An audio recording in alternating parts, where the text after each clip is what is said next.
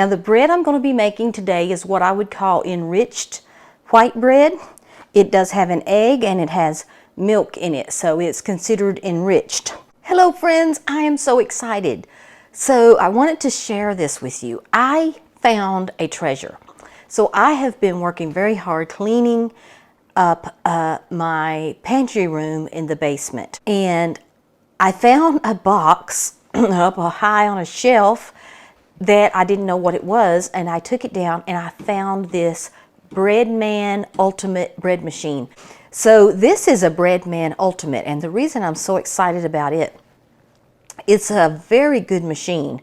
It is probably about 20 to 25 years old. From the research that I've done, this model, it's model TR2200C, and from what I understand, this model came out somewhere in the late 90s to the early 2000s.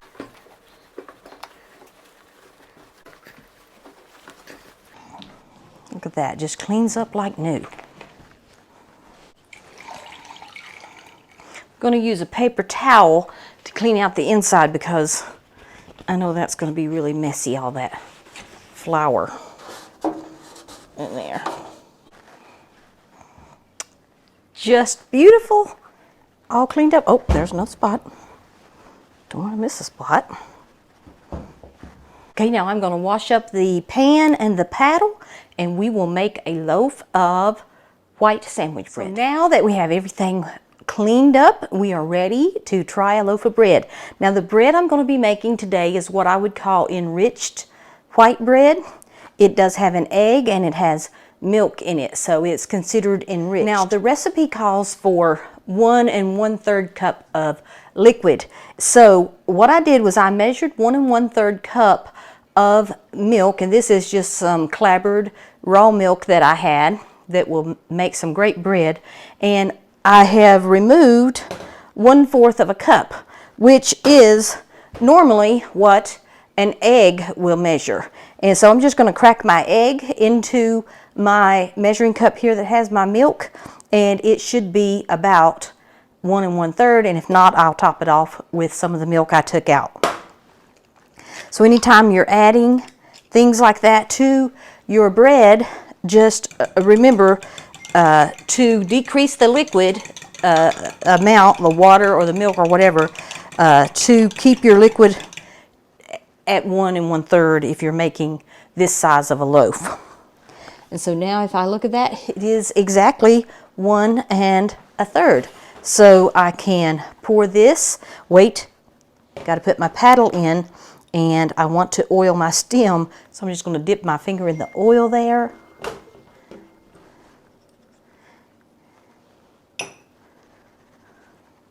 And put my paddle on.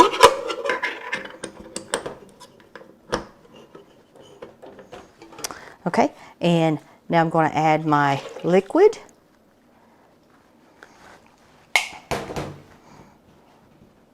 Going to add my oil. That is 1/4 of a cup of oil. I'm using canola oil. You can definitely use butter or any kind of oil you want to use. I have here 3 tablespoons of white sugar. You can also use honey or any other kind of sugar that you want to use. And I have here 1 teaspoon of pink Himalayan salt. Now I'm going to put in my 3 cups of flour.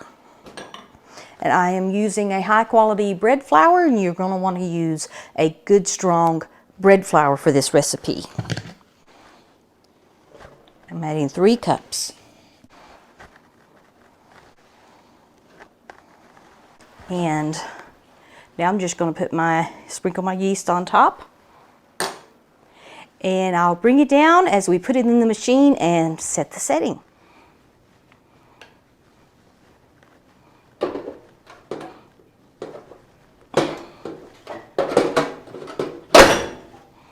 So this pan just pushes down. It has some little latches here on the side. And this screen is hard to see, so I'm actually going to hold the phone. Hopefully I can hold it steady. So it defaults to the white loaf. I want to set my crust to light and my loaf size to 2 pounds, and that is 3 hours, and it's on the white setting. And I'm going to hit start.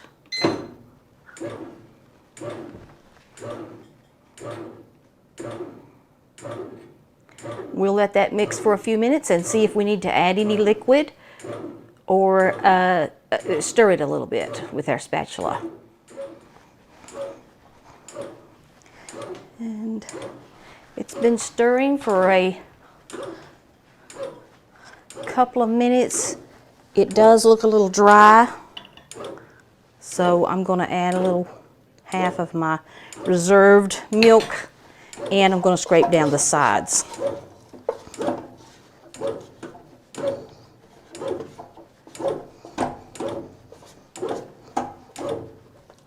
And I think I'm going to need all of my liquid, and this is because of the way I measure my flour. I usually get a little more sometimes than what I actually need. Okay, that should be fine once that gets mixed in. I like the way this machine mixes.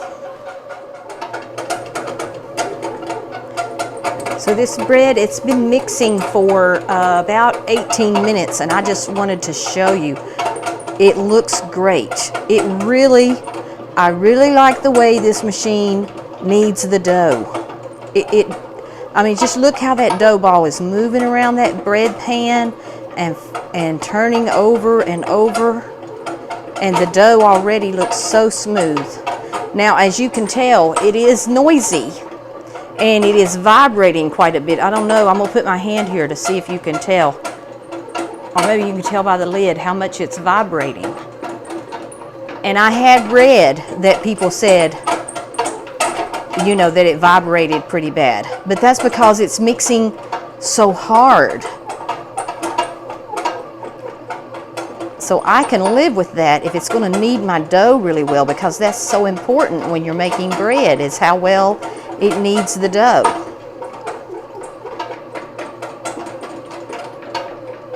Guys, I want you to look at this. I hope you can see that. My bread has risen all the way to the top of the machine. I still have 19 minutes left. I'm going to open this really quick. You shouldn't open it while it's baking, but I want to show you. See how it has risen up way over the pan. I don't like it when that happens because inevitably your bread will sink on top when that happens, because the air can't circulate to get the top done.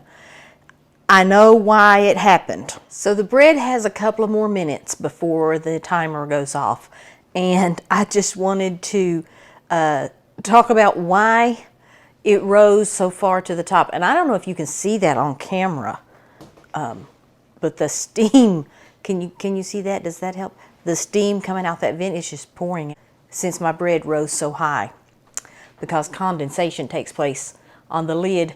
When it rises up and touches the lid, then it can't circulate the air properly, and that's why you always have that little wet spot on top if your bread rises too high. I know what happened. I just forgot. So I used clabbered milk in my recipe. If I had used water or regular milk, this probably would not have happened.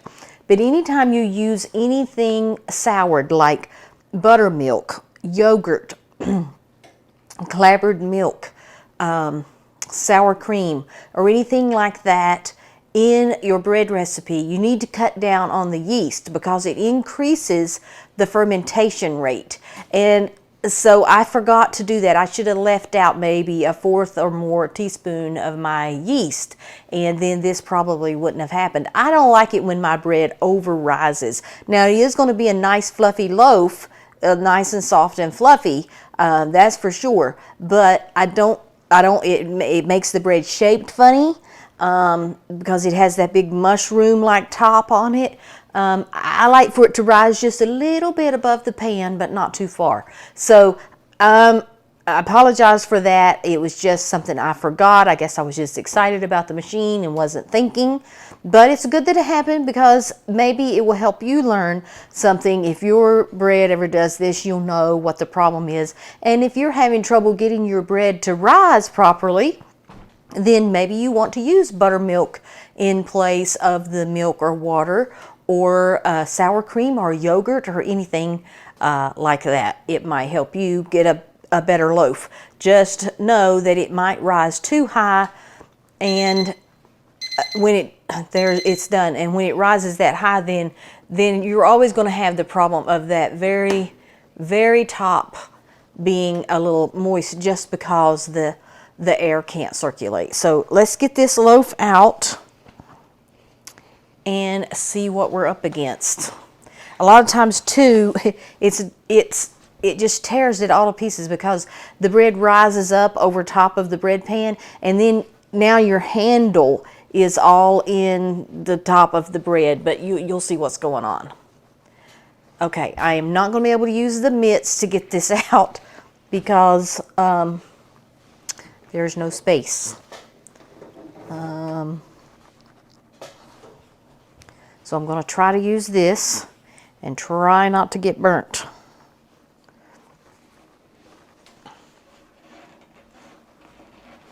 Ow. See this one? I'm trying to get the handle up here. Whew.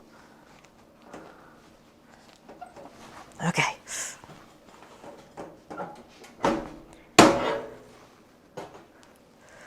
Okay, I'm going to turn that off so it doesn't keep warm.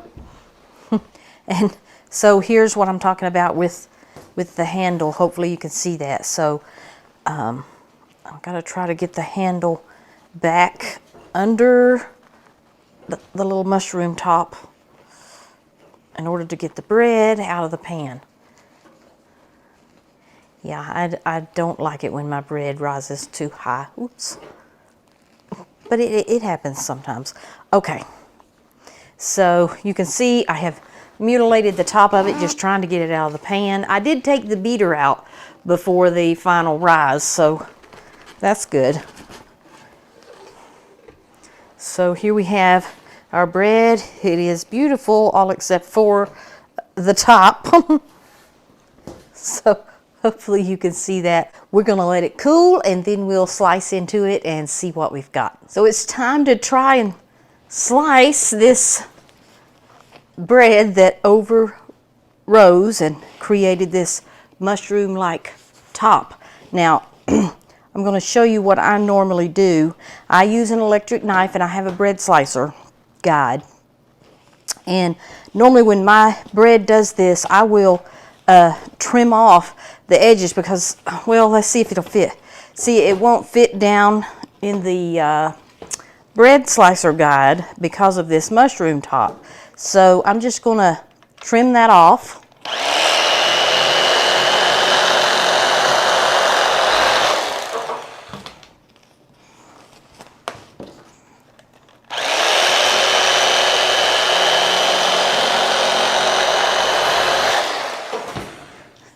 So I kind of gave it a haircut, and now it fits down in my bread slicer.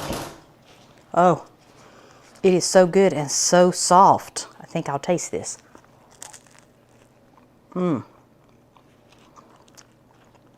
That is so good.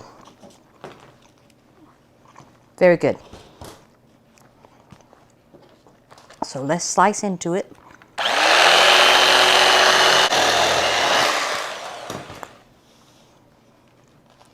Wow, it has a beautiful crumb. Just look at this. Oh, just look at that crumb. It is so soft, so pillowy soft. I'm going to slice one more slice.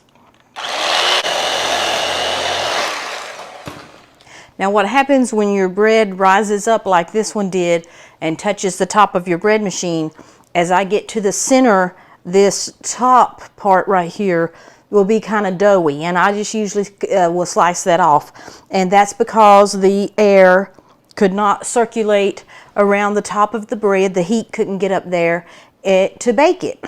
So that's why I don't like it when my bread over rises. But I know what happened, I know what caused it, and although I love to show you a perfect loaf of bread, this is a good way to learn and to troubleshoot some things that might happen while you're baking. I'm so excited about this Breadman Ultimate Bread Machine and all the things I could do with it. I thank you so much for watching. Please like and share and subscribe if you haven't already done so.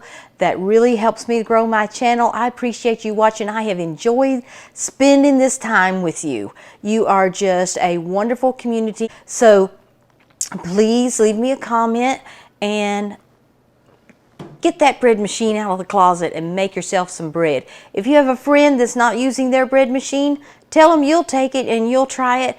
Find one at a thrift store, at a yard sale, like I did here, and clean it up and use it. You will enjoy it, and you will be eating delicious, soft, yummy, homemade bread. God bless. Bye-bye.